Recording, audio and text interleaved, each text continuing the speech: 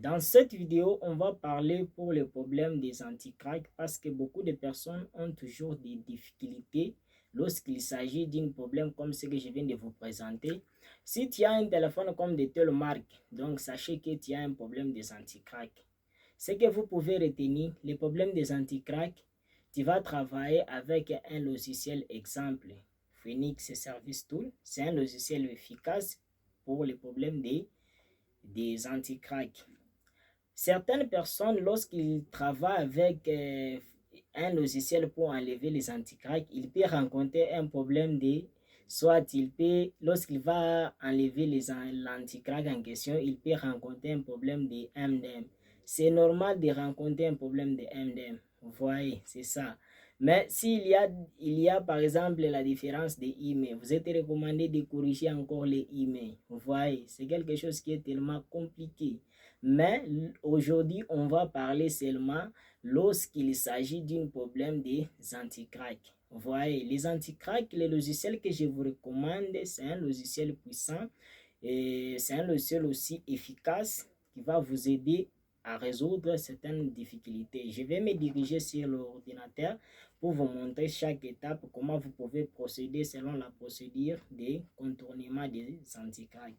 Je vais d'abord ouvrir mon ordinateur pour vous montrer selon les étapes, vous voyez, parce que ce n'est pas un logiciel que tu vas travailler gratuitement, non, non, il faut avoir les crédits. Enlever l'idée là de chercher des choses que tu vas travailler simplement, non, non. Je vais d'abord aller sur le site. Je vais ouvrir d'abord le site parce que j'utilise les navigateurs. Les navigateurs que j'utilise souvent, c'est Google. Je vais taper juste Phoenix.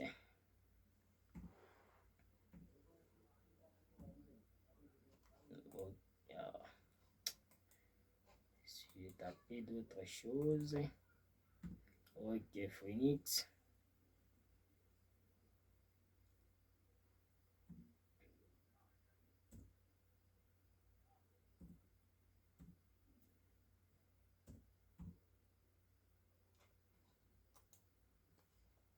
Je suis sur l'interface des logiciels en question.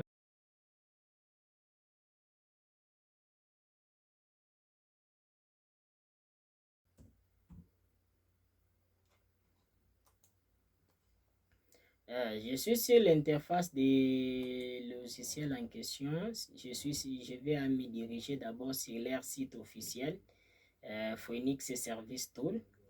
Donc, tu vas taper juste sur les navigateurs Phoenix Service Tool, comme moi-même je viens de taper. Vous voyez, je suis sur l'interface en question.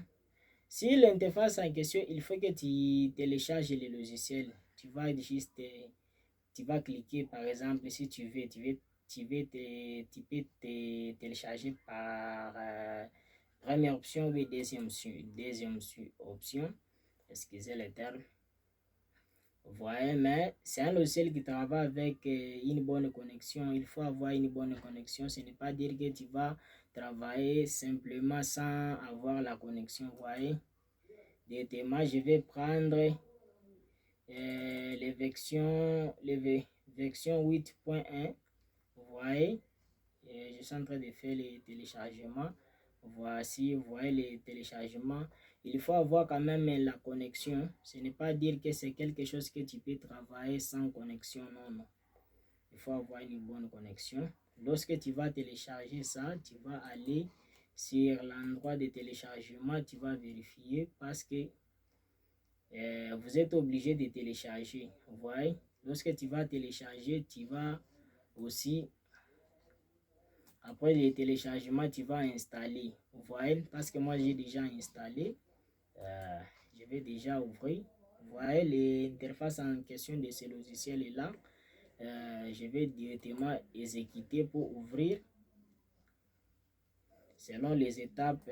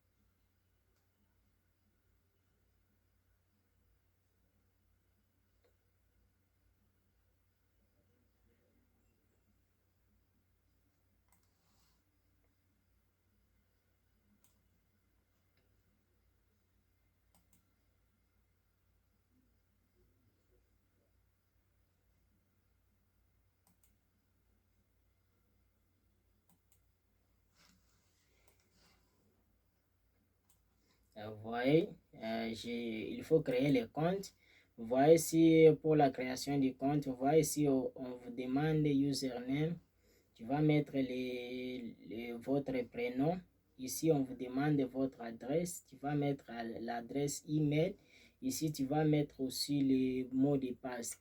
Parce que moi, j'ai déjà les comptes. Qu'est-ce que je vais faire? Je vais aller juste sur login. Vous voyez, je vais me connecter directement. Vous voyez, j'ai déjà mis mon adresse et le mot de passe.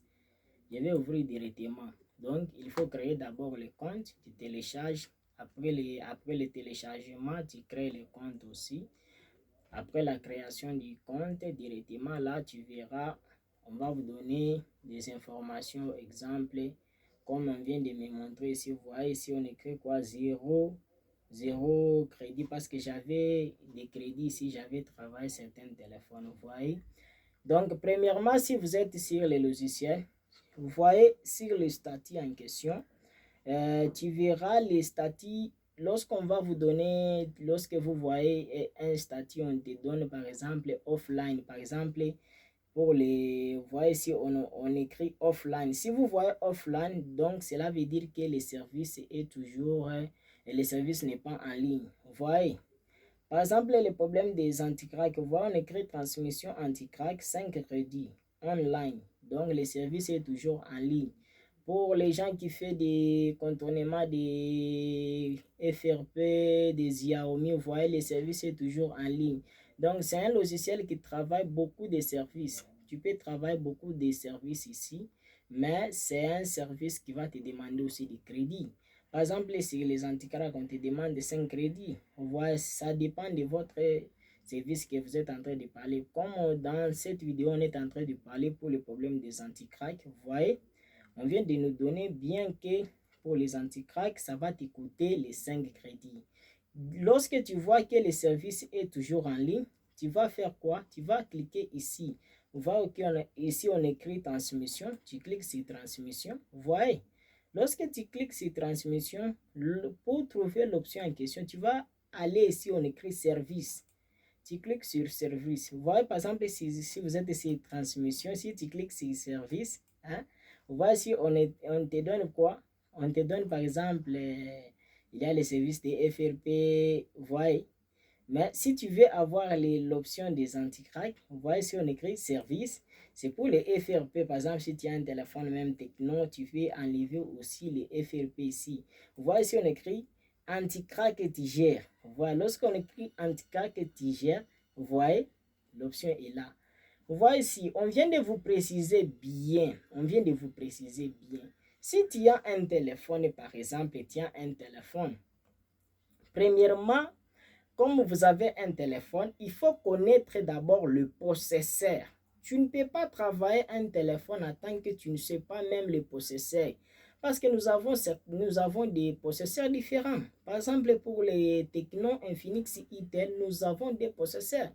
Nous avons par exemple le processeur Mediatek. Nous avons processeur SPD. Vous voyez. Donc, premièrement, il faut connaître d'abord ton processeur. Vous voyez. Parce que tu ne peux pas avoir un téléphone, par exemple, un processeur Mediatek, mais toi, tu es en train de travailler sur SPD. Donc, ce sera impossible. Vous voyez. Tu as un téléphone, par exemple, il y a un petit logiciel, par exemple, ça. Un petit logiciel, ça. Vous voyez le logiciel en question. Les petits logiciels là, ça va te permettre de connaître ton processeur. Donc, tu vas éteindre le téléphone, tu branches les câbles, tu maintiens sur le bouton volume plus et le bouton volume moins.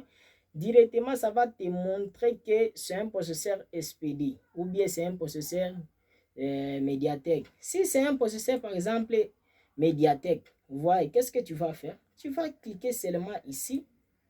Vous voyez, si tu cliques seulement ici, vous voyez, on vient de vous donner un message que ça va te coûter 5 crédits. Si tu as déjà les 5 crédits ici, tu cliques sur Yes. Vous voyez, si tu cliques sur Yes, comme c'est un téléphone qui est en train de s'allumer, s'éteindre, tout ça, qu'est-ce que tu vas faire? C'est l'endroit là où il y a tellement de difficultés. Vous voyez, donc, à ce point-là, si tu veux résoudre, tu vas maintenir le bouton volume plus et le bouton volume moins. Tu maintiens aussi le bouton d'allumage. Vous voyez, tu maintiens tous les 3 boutons. Lorsque tu maintiens les 3 boutons, tu branches directement les câbles. Vous voyez, directement, lorsque tu branches les câbles, lorsque tu verras les téléphones, lorsque le téléphone doit directement s'éteindre, lorsque le téléphone s'éteint directement, tu vas directement enlever les 3 boutons, tu verras que le logiciel va faire l'opération. Vous voyez, c'est comme ça on peut enlever les anti-crack. Ce n'est pas dire que parce qu'il y a certains téléphones, lorsqu'il y a un problème des anti-crack, tu vas essayer d'éteindre, parfois ça refuse. Vous voyez, ça refuse. Mais lorsque tu maintiens seulement comme ça, tu vas directement enlever les problèmes des anti-crack, que ce soit un processeur SPD ou bien processeur Mediatek. Tu vas d'abord, lorsque le téléphone est déjà dans l'interface, lorsque le téléphone est déjà sur l'interface, tu vas juste brancher, tu vas maintenir seulement les boutons volume plus et les boutons volume moins et les boutons d'allumage. Tu branches les câbles. Lorsque tu verras lorsque le téléphone, tu verras si l'interface ça devient noir, tu enlèves les 3 boutons et directement tu verras que le logiciel va faire l'opération. Vous voyez, c'est ça. C'est toujours la même processus que tu vas faire. Même pour SPD, tu vas maintenir souvent les boutons volume plus et les boutons volume moins. Parce que si tu appliques la méthode en question, tu verras que tu vas débloquer le téléphone. Mais si tu n'appliques pas la méthode en question, tu vas rencontrer... C'est pour cela que vous êtes en train de voir certaines personnes, ils peuvent dire que j'avais enlevé j'ai enlevé l'anti-crack et puis ça revient encore. Il y a certaines difficultés lorsque tu fais une erreur lorsque tu es en train de manipuler vos boutons là, vous êtes en train de faire des manipulages là. Tu peux faire une erreur, tu verras que le logiciel il vient de vous donner un message qu'il vient d'enlever. Mais lorsque tu allumes le téléphone, tu trouves toujours l'anti-crack qui est toujours dedans. Tu vas penser que c'est un logiciel qui vient de te prendre les crédits. Mais attends, il ne te prend pas les crédits. Ce sont des choses des techniciens. Parfois, tu verras, ils te donnent des informations de votre téléphone, mais ils n'enlèvent pas. À cause de quoi? La façon que vous avez manipulé vos boutons. Mais parce que c'est un petit problème que j'avais rencontré avec certaines personnes. Mais moi-même, j'avais fait mes recherches. Je viens d'essayer de travailler et j'ai trouvé la solution. Ciao, n'oubliez pas de vous abonner. À la prochaine.